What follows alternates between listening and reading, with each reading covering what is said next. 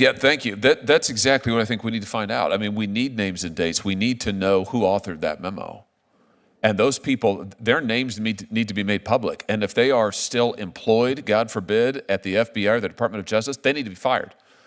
I mean, I just think we need some accountability, don't you? I mean, I think if you look at what's happened in the last 4 years, you look at how religious rights were trampled upon. Let's not forget, during COVID, who was shut down? Do you remember? Who was shut down during COVID? The churches, the synagogues. Who was open? Oh, well, the marijuana dispensaries, they were open. Democrat Party donors, all the corporations gave the Democrat Party, they were all open.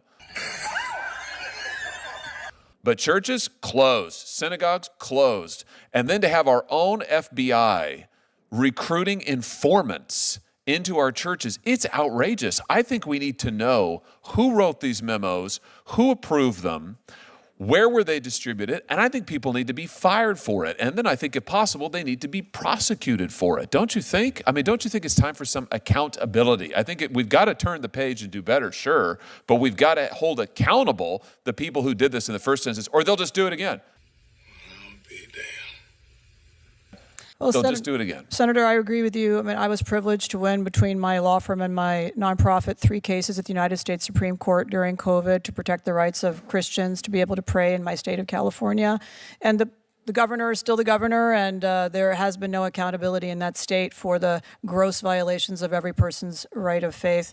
And so I hope that voters ultimately hold the elected leaders accountable, but certainly people who grossly violated the First Amendment are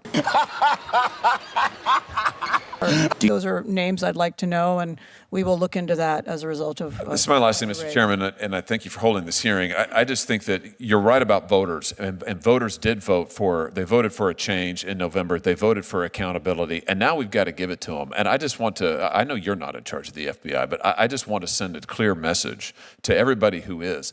There has got to be some accountability for what has happened with our government. There has got to be accountability for how it was abused.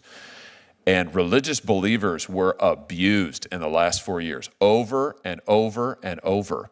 Australian Jaws.